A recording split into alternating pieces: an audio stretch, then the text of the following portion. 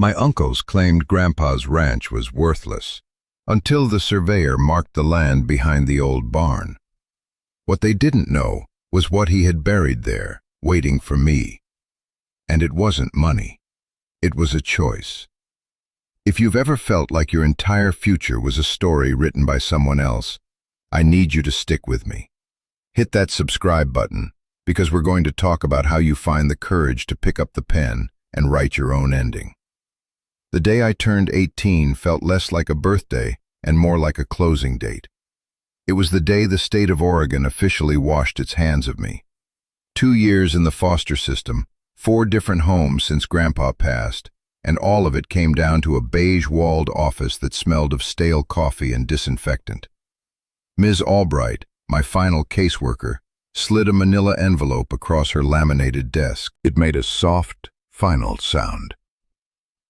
"This is it, Leo," she said, her voice attempting a warmth that the room just seemed to absorb and neutralize. "You're an adult now." Inside the envelope was a birth certificate I'd seen a dozen times, a social security card, and a set of old, tarnished keys on a simple steel ring. They felt impossibly heavy in my palm. The key to my grandfather's house. The only thing he'd left me, or so I was told. Ms. Albright gave me a thin, practiced smile. "The property is officially yours. The estate has been managed by your uncles until you came of age. They'll be in touch." Her tone was clipped, professional. It was the tone of someone closing a file. My file. I was a stack of papers, a series of problems, and now I was a closed case. Freedom felt a lot like being set adrift in a very small, very leaky boat. I walked out of that building into the thin morning drizzle, the keys cold against my skin. I had $112 in my pocket from my last foster placement allowance, a backpack with 3 changes of clothes, and an address to a place I barely remembered. A place my uncles had assured me, repeatedly, was nothing more than a liability. The phone call came that afternoon while I was sitting on a park bench, watching the rain darken the concrete and wondering which direction to even walk in. My Uncle Robert's name flashed on the screen of the cheap phone the state had provided. I hesitated before answering, a familiar knot tightening in my stomach. His voice was exactly as I remembered, smooth, confident, with an undercurrent of impatience. "Leo, my boy, happy birthday," he began, the cheeriness ringing false. "Listen, I know this is a big day for you, lots of changes. Your Uncle David and I have been talking, and we want to make this transition as smooth as possible for you." I mumbled a thank you, twisting the key ring around my finger. "That ranch," he continued, his voice shifting into a more serious, paternal tone I knew was an act. "It's in a pretty sorry state, son. Your grandfather, bless his heart, he let it go the last few years. The taxes are piling up, the roof on the main house is about to go, and frankly, the land is worthless. It's hard scrabble out there, nothing grows." He paused, letting the weight of the problems settle on me. I could almost picture him on the other end, leaning back in his expensive office chair, looking out over the city. "But, because you're family, we found a buyer. $10,000. It sounded like a fortune, and nothing at the same time. Enough to find an apartment, maybe. Enough to exist for a few months before I was completely on my own again. But something about it felt wrong. A sour taste in my mouth that had nothing to do with the cheap coffee I'd had for breakfast. "He said it's a generous offer, Leo," Robert pressed, sensing my hesitation. "Honestly, it's more than the place is worth. They're mostly just paying for the acreage, and even that's not good for much. We think you should take it. David can have the papers drawn up by the end of the week. You sign, and you can move on, start fresh." Move on. Start fresh. The words echoed in my head. That's all I'd been doing for 2 years, moving on, starting fresh in a new school, a new bedroom, with a new set of temporary parents who looked at me with a mixture of pity and obligation. The ranch, as worthless as he claimed it was the only thing that wasn't temporary. It was the last piece of my grandfather, the last piece of my own history. "I want to see it first," I said, the words coming out quieter than I intended. There was a beat of silence on the other end of the line. "See it? Leo, there's nothing to see. It's a wreck. We're trying to save you the heartache and the bus fare." His voice had lost its artificial warmth. Now it was just sharp, annoyed. "I want to see it," I repeated, this time with more force. I could feel a flicker of something stubborn, something I'd inherited from Grandpa, igniting in my chest. He sighed, a long, dramatic exhalation of frustration. "Fine. It's your inheritance. Do what you want. The address is on the county documents we sent to your caseworker. Don't say I didn't warn you." The line went dead.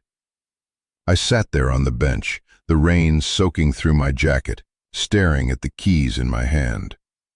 He hadn't warned me. He had threatened me. And in that moment, I knew I had to go.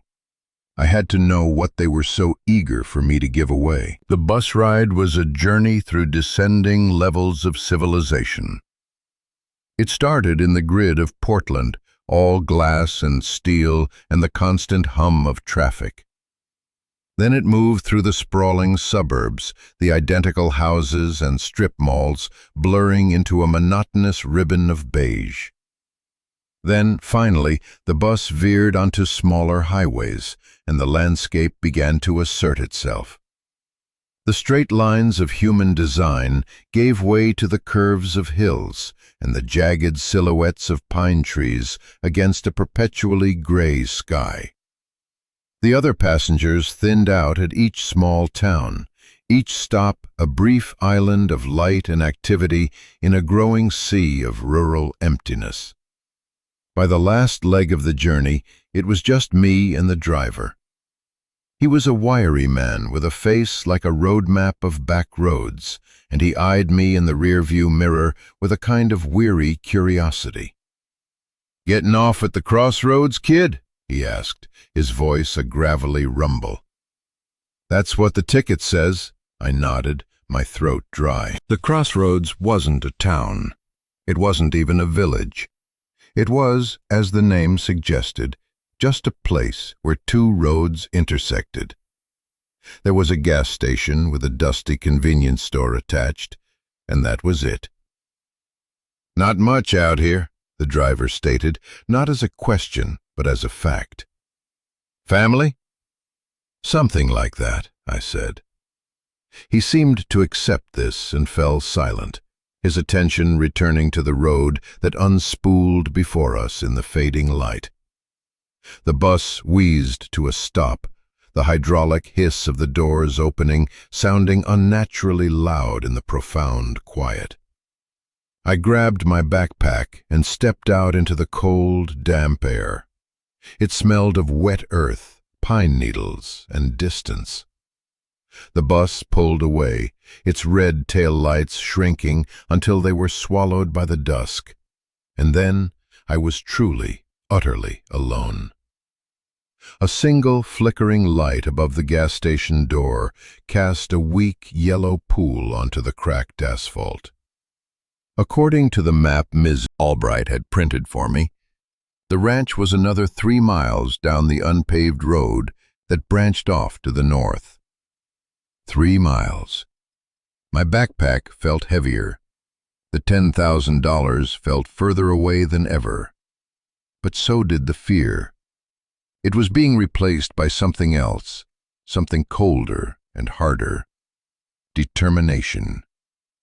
I bought a bottle of water and a stale granola bar from the tired-looking woman behind the counter, who gave me the same look as the bus driver. The look that said, "You don't belong here." Maybe she was right. I started walking, my worn-out sneakers crunching on the gravel.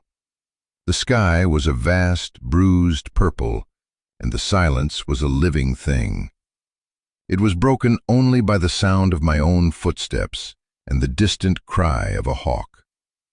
I'd grown up with the city's constant noise, a symphony of sirens, traffic, and people. This quiet was unnerving. It made me feel small and exposed. Every snapped twig in the woods that lined the road sounded like a footstep behind me. I thought about my uncles, about their easy confidence, their casual dismissal of this place. They wanted me to be afraid of it. They wanted me to see it as a burden, a dead weight from the past. And as I walked, the darkness closing in, I started to understand why. They weren't afraid of what it was. They were afraid of what it could be. After what felt like an eternity, I saw it. A rusted, wrought-iron gate hanging crookedly on one hinge. Beyond it, a long, weed-choked driveway led to a dark shape silhouetted against the last of the light. The house. I pushed the gate open. It screamed in protest, the sound echoing in the stillness.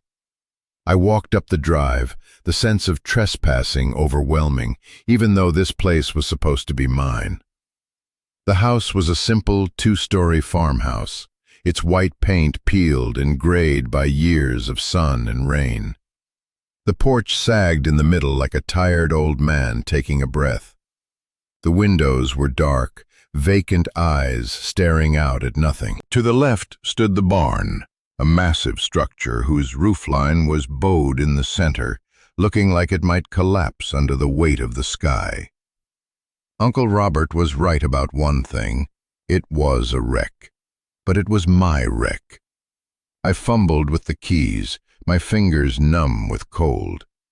The third one I tried slid into the lock on the front door. It resisted, grating with rust and disuse, but with a final desperate shove, the lock turned. The door swung inward with a low groan, opening into a darkness that smelled of dust, mice, and memory. I stood on the threshold, a boy who was now a man, a stranger who was now a master, and took my first step into the inheritance I was supposed to despise. The air inside was thick and cold, colder than outside. It was the kind of chill that sinks deep into your bones, the chill of a place that has been without warmth or life for a long time. I fumbled along the wall until my fingers found a light switch. I flicked it up. Nothing. Of course. The power would have been shut off years ago.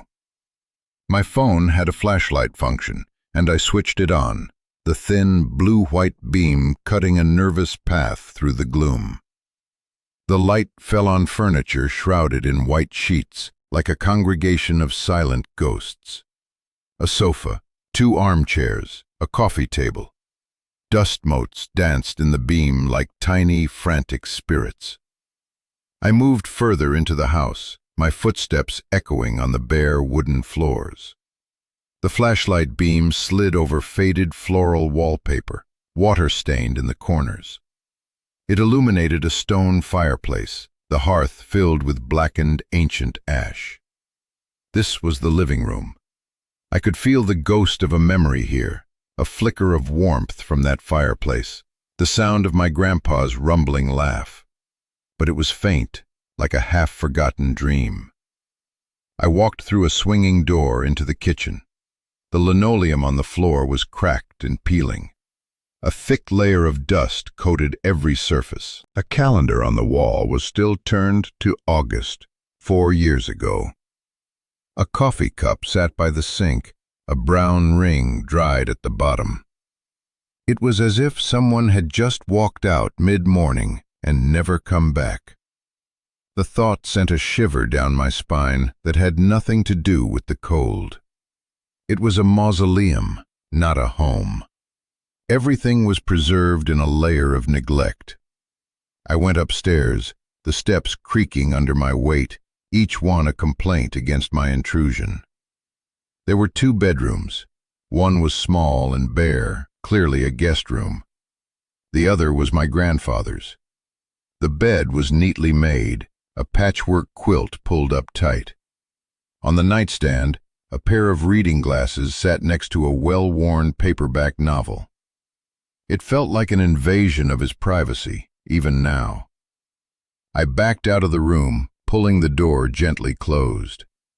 I spent the next hour in a daze, exploring the rest of the house. It was a catalogue of decay. Every room told the same story of abandonment. My uncle's words echoed in my head. A worthless pile of dirt. A tax burden. A wreck. And looking around, I couldn't argue. The $10,000 started to sound reasonable again.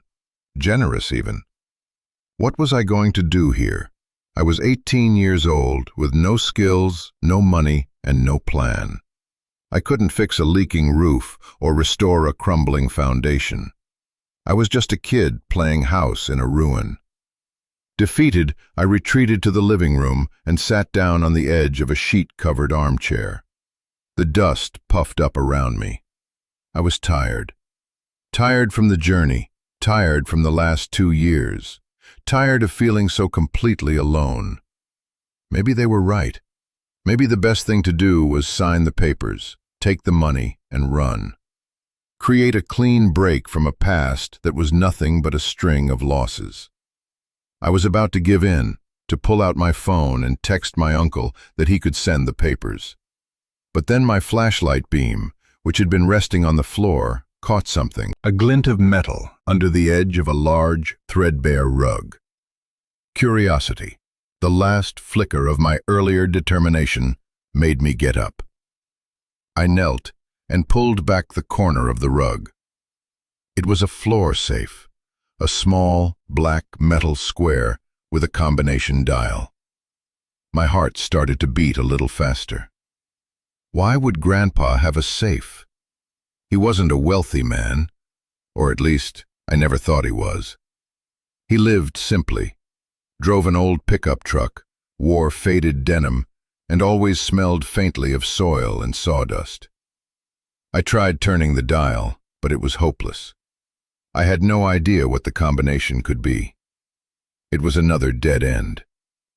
Frustrated, I stood up and kicked the rug back over it. The fight was draining out of me again, replaced by a hollow sense of resignation. The next morning, I woke up stiff and cold on the dusty sofa, the thin blanket I'd found in a hall closet having offered little comfort. The gray morning light filtered through the grimy windows, making the house look even more desolate than it had by flashlight. My stomach growled.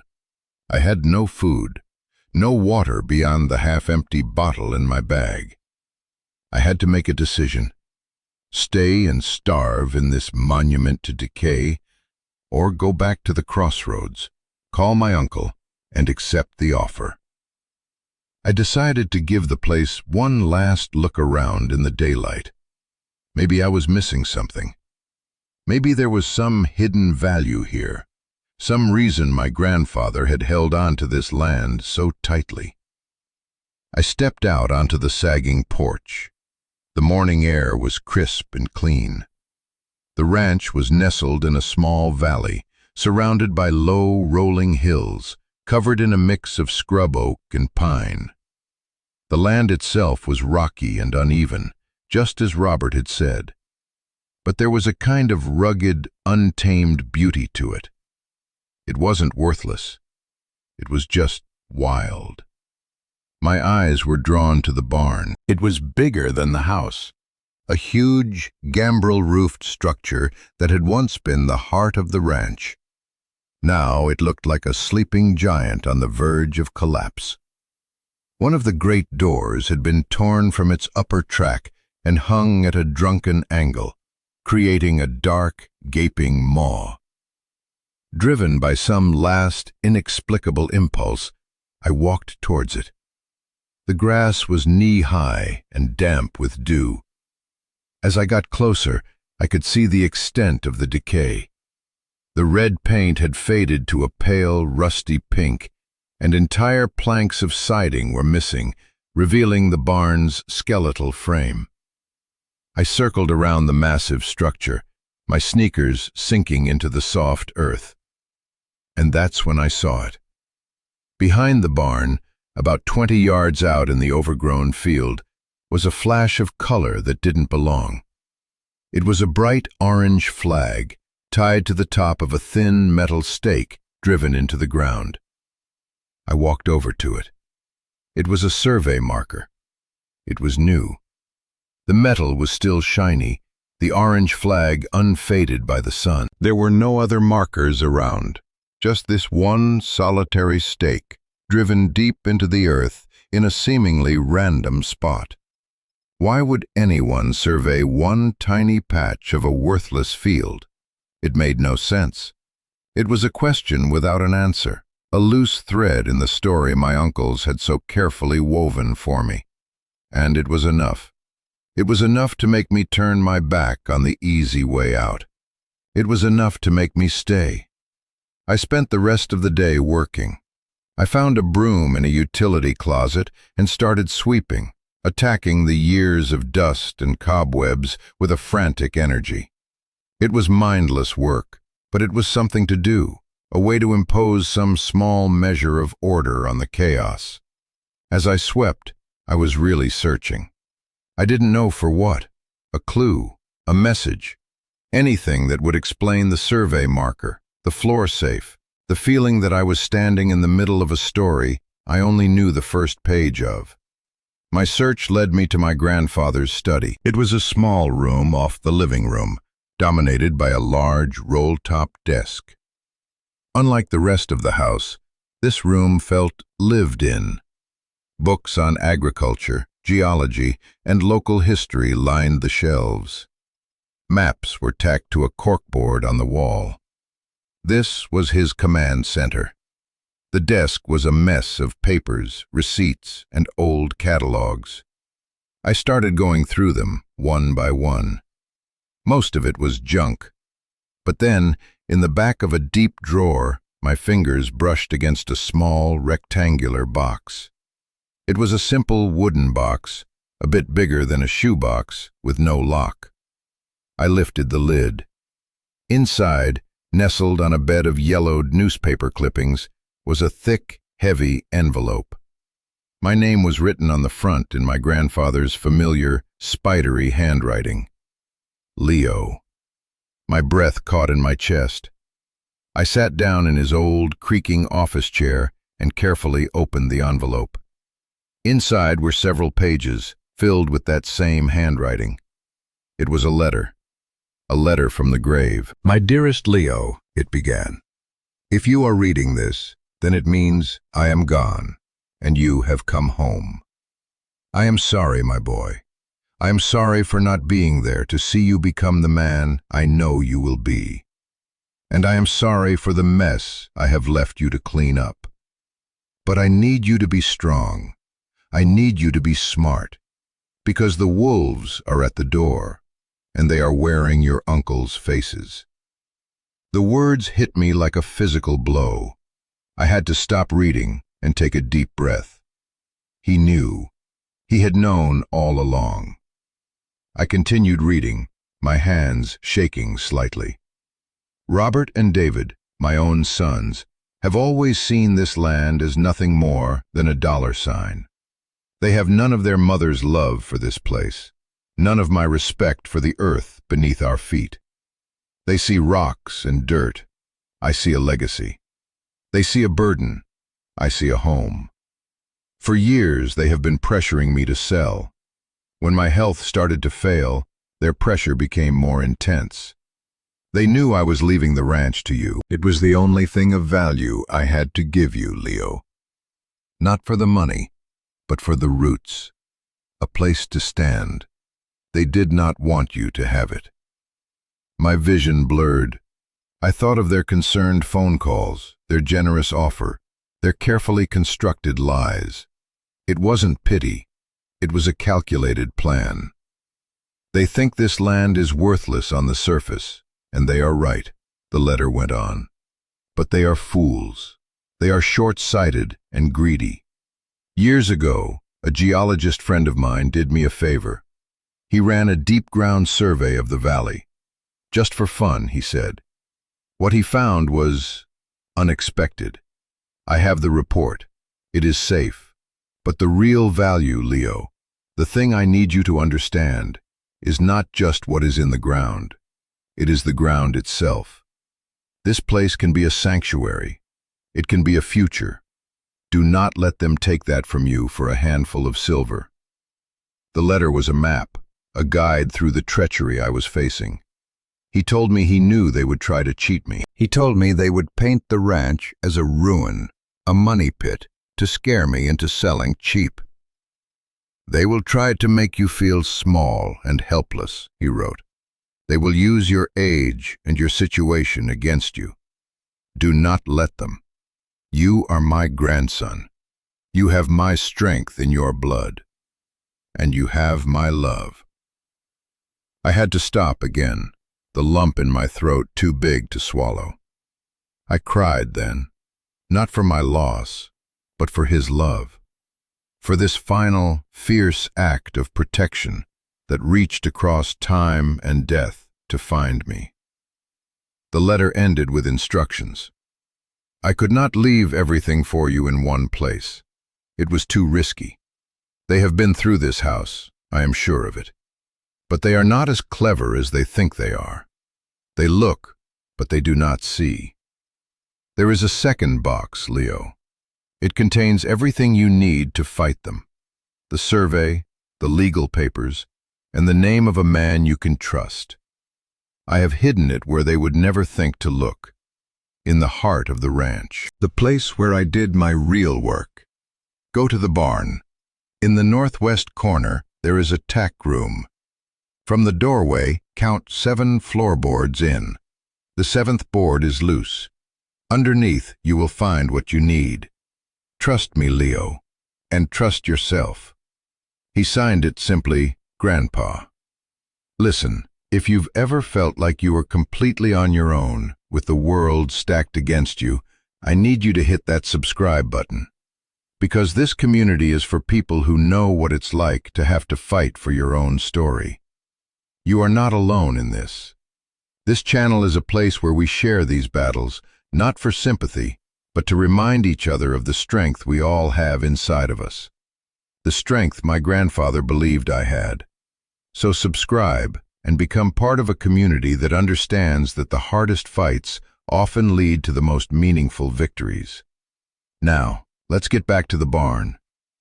I sat there in the dusty office for a long time, the letter resting on the desk in front of me. My world had been turned upside down, then shaken violently. The grief I felt for my grandfather was now mingled with a white-hot anger at my uncles. They had preyed on my vulnerability, on my loneliness. They had tried to steal not just my inheritance, but my future. The $10,000 offer wasn't an act of generosity. It was an insult. It was the price they put on my ignorance. The letter had given me a purpose, but it had also filled me with a profound sense of dread. This was no longer just about deciding whether to keep or sell a piece of land. This was a fight against my own family. I was 18 years old, with no resources, no allies, and a history of being let down by the adults who were supposed to protect me. Could I really do this? Could I stand up to 2 grown, wealthy men who had already proven they would do anything to get what they wanted? The doubt was a cold, creeping fog. The path of least resistance was so tempting. I could still call them, pretend I hadn't found the letter. I could tell them I'd seen the ranch, and they were right, it was a wreck. I could sign the papers, take the money, and disappear. It would be easy. No confrontation, no lawyers, no fight. Just a quiet surrender. I could use that money to get a small apartment somewhere, find a job, and build a life from scratch. a life with no connection to this place, to this family, to this pain. For a moment, I let myself imagine it, the simplicity of it, the freedom from this heavy burden my grandfather had placed on my shoulders. But then I looked at his handwriting again. "You have my strength in your blood." Was that true? Or was I just the scared kid the system had produced, conditioned to accept what was given and never ask for more? The house was silent around me, but it felt like the walls were watching, waiting for my decision. My grandfather was watching. I took a deep breath, the air thick with the dust of his life. Surrender was not an option. He had trusted me. He had left me not just a property, but a responsibility. To honor his memory, I had to fight. I had to see this through to the end, no matter how hard it was going to be. My fear was still there, a cold knot in my stomach, but now it was joined by something else. Resolve. I folded the letter carefully, tucked it into my pocket, and stood up. It was time to go to the barn. The sun was beginning to set, casting long, distorted shadows across the yard. The barn loomed larger and more menacing than it had in the daylight. I grabbed an old, heavy-duty flashlight from the study, its beam stronger than the one on my phone, and walked out to face the collapsing giant. The air had grown colder, and a thin mist was rising from the fields, clinging to the ground like a shroud. The gaping hole where the door should have been was a black void. I took a steadying breath and stepped inside. The smell hit me first. A rich, earthy cocktail of old hay, rotting wood, animal sweat, and time. It was the smell of decades of hard work. My flashlight beam cut through the cavernous darkness, revealing a vast, open space. The main floor was littered with debris, broken tools, scraps of lumber, rusted pieces of machinery. High above, the bowed roof was a web of shadows, and I could see slivers of the twilight sky through holes in the shingles. To my right, a set of rickety stairs led up to a hayloft. To my left, along the north wall, were a series of stalls, their doors hanging open. And at the far end of that wall, just as the letter described, was a small, enclosed room. The tack room. I made my way towards it, my footsteps crunching on the debris-strewn floor. The sound was loud in the immense quiet of the barn. Every rustle and creak from the old structure sounded like it was alive, breathing around me. I reached the tack room and pushed the door open. It swung inward with a protesting squeal. The room was small, maybe 10 feet by 10 feet. The walls were lined with hooks, where dusty, cracked leather harnesses and bridles still hung like relics in a museum. A saddle sat slumped over a wooden stand in the corner, its leather dry and split. I stood in the doorway and pointed the flashlight at the floor. The floorboards were wide, thick planks of oak, dark with age. I took a deep breath and began to count. 1, 2, 3. I placed my foot on each board as I went. 4, 5, 6, 7. I stopped. I knelt down and examined the 7th board. It looked the same as all the others, covered in a thick layer of dirt and grime. I tried to pry at the edge with my fingers, but it wouldn't budge. My heart sank. Had I misunderstood? Was this some kind of cruel joke? Then I remembered my grandfather. He was a practical man. He wouldn't have made it impossible. I scanned the room with my flashlight and saw an old crowbar leaning against the far wall. I grabbed it. It was heavy and cold in my hands. I wedged the tip into the crack between the 7th and 8th boards and leaned on it with all my weight. For a moment, nothing happened. Then, with a low groan of tortured wood and a screech of old nails, the board began to lift. I pulled the board up and set it aside. There, in the dark space beneath the floor, was a heavy metal box. It was an old military-style ammunition can, painted olive drab, with sturdy latches on the front. It was bigger than I expected, and heavy. I had to use both hands to lift it out of the hole and drag it into the center of the tack room floor. My heart was pounding in my chest so hard I could hear it in my ears. This was it. This was everything. The latches were stiff, but I managed to pry them open. The lid opened with a metallic clang. I pointed the flashlight inside. It wasn't filled with cash or gold. It was filled with paper. Stacks of documents held together with rubber bands, a few thick-bound reports, and on top of it all, another envelope with my name on it. I reached for the envelope first. This letter was shorter, more to the point. "Leo," it read, "if you found this, then you have passed the first test. You chose to fight. I am proud of you. Inside this box is the ammunition you will need. The first document is the full geological survey. Don't worry about the technical jargon. The important part is highlighted. Read it, and you will understand what your uncles are really after. The second is a file of correspondence. Letters between myself and a company called Nova Lithium, dating back 5 years. They show the company's interest and their initial offers. Your uncles found out about this, and their greed took over. They have been waiting, like vultures, for me to die so they can pick the bones clean. The final thing in this box is the most important. It is the contact information for Arthur Davison. He was my lawyer and my friend. He is a good man, an honest man, in a profession full of sharks. I have already paid him a retainer to represent you. He knows the whole story. He is waiting for your call. Call him, Leo.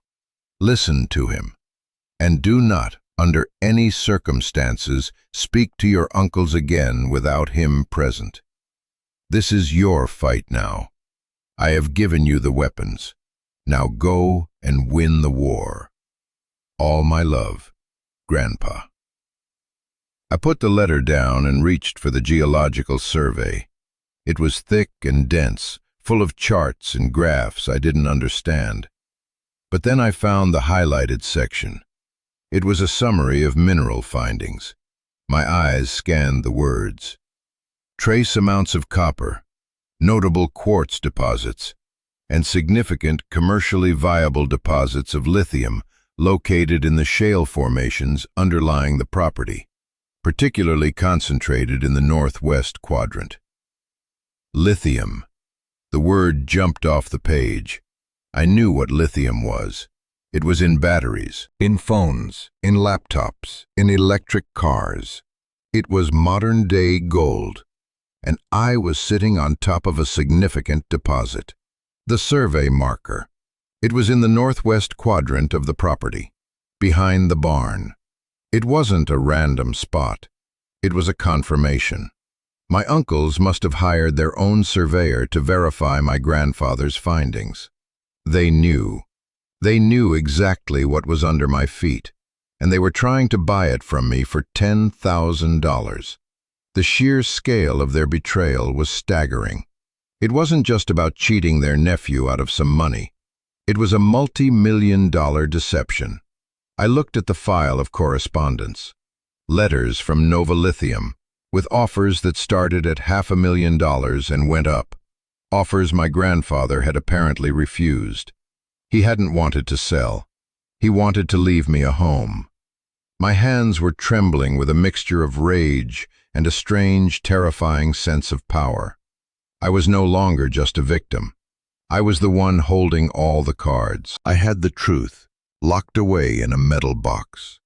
The final piece of paper was a business card.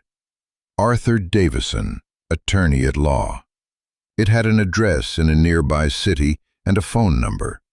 This was my next step, my grandfather's last instruction. I pulled out my phone. The signal was weak in the barn, but I had 1 bar. It was enough. I took one last look around the dark, cavernous space. This wasn't just a barn anymore. It was an armory, and I was ready to go to war. The choice was laid out before me, as clear and sharp as broken glass. I had the proof. I had the power. I could call my uncles, confront them, and watch them squirm. I could use the information to blackmail them into a much higher offer.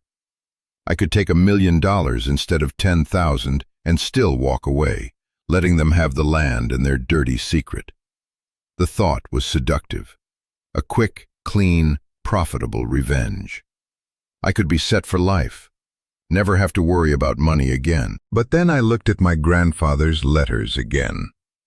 He hadn't saved all this evidence just so I could get a better price for a sellout. He wrote about roots, about a place to stand, about a home. He had turned down offers from Nova Lithium himself. Why? He could have taken the money, lived his final years in luxury. But he didn't. He chose this place. He chose to leave this place for me. The choice I had to make wasn't about money. It was about character. It was about what kind of man I was going to be. Was I going to be like my uncles, driven by greed and short-term gain? Or was I going to be like my grandfather, a man who saw value in things that couldn't be bought or sold? A man who understood that a home was something you built, not something you cashed in. I looked at the business card in my hand. Arthur Davison, my grandfather's friend, the man I was supposed to trust. This was the real turning point, not finding the box, but what I did next. I stood up, walked out of the barn, and into the clean, cold night air. The mist had cleared, and the sky was filled with a brilliant spray of stars, more than I had ever seen in the city. I found a spot where the phone signal was stronger, and with a hand that was surprisingly steady, I dialed the number. The phone rang 3 times before a man's voice answered. It was a calm, low voice, the kind that sounded like it had seen everything and wasn't surprised by any of it. Davison. Hello, Mr. Davison. My name is Leo Vance. My grandfather was Joseph Vance. There was a short pause on the other end. Joseph's boy, he said, his voice softening slightly. I've been expecting your call. I was very sorry to hear about your grandfather's passing. He was a good man. He said you could help me, I said, my voice cracking slightly. He said you knew the story. I do, Davison confirmed.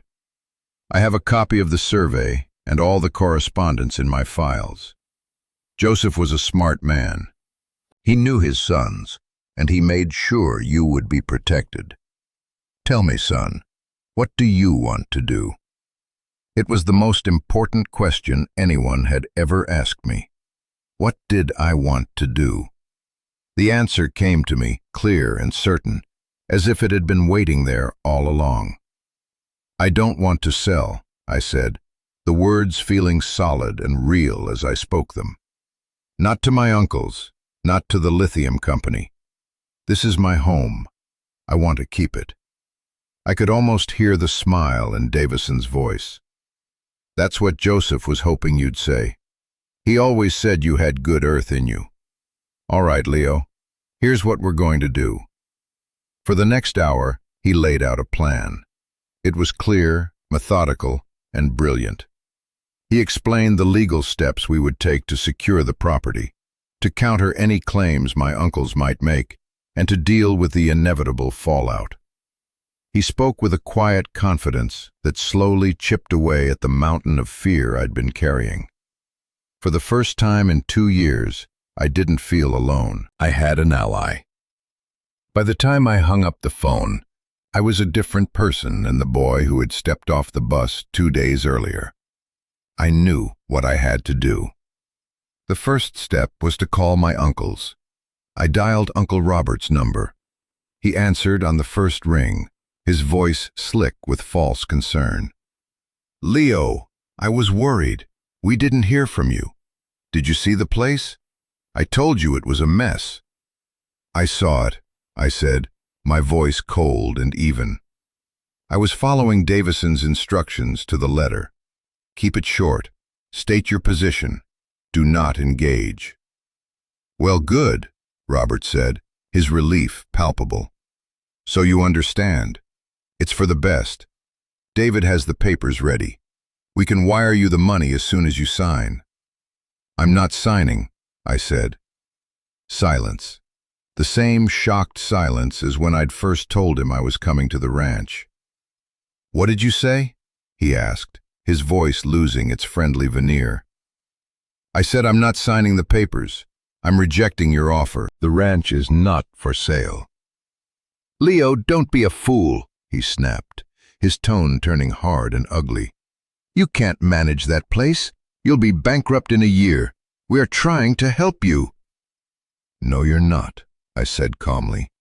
"You're trying to help yourselves. I know about the lithium, Uncle Robert." I let the word hang in the air between us. The silence on the other end of the line was deafening. I could picture him perfectly, his face pale, his mind racing. He was caught. I heard him take a shaky breath. When he spoke again, his voice was a low snarl. "You have no idea what you're messing with, you stupid kid." "I have a lawyer who does," I replied. "His name is Arthur Davison. You'll be hearing from him." And with that, I hung up. I stood there under the stars, my phone in my hand, a profound sense of release washing over me. The first shot had been fired. The war had begun. The aftermath was exactly as ugly as Mr. Davison had predicted. My uncles, Robert and David, reacted with a fury born of thwarted greed. There were phone calls, dozens of them, first filled with threats, then with desperate, insincere apologies, then with new, ridiculously inflated offers. They offered me 50,000, then 100, then 500,000. They promised to make me a partner, to cut me in on the real deal. I refused them all, letting every call go to voicemail. Mr. Davison handled all communication. He filed an immediate injunction, preventing my uncles from acting as executors of the estate or setting foot on the property. Their lawyers responded with challenges to my grandfather's will, claiming he was not of sound mind when he wrote it. They tried to paint me as an ungrateful, delinquent child being manipulated by a predatory lawyer. But they had no evidence, and we had everything. We had my grandfather's letters, the original survey, the correspondence from Nova Lithium. My uncle's case was built on a foundation of lies, and with each legal filing, Mr. Davison exposed another crack in that foundation. The fight dragged on for months. It was a slow, grinding process that consumed my days. I spent hours on the phone with Mr. Davison, going over documents, signing affidavits. I had to learn about mineral rights, estate law, and corporate negotiations. It was a crash course in the brutal realities of the adult world.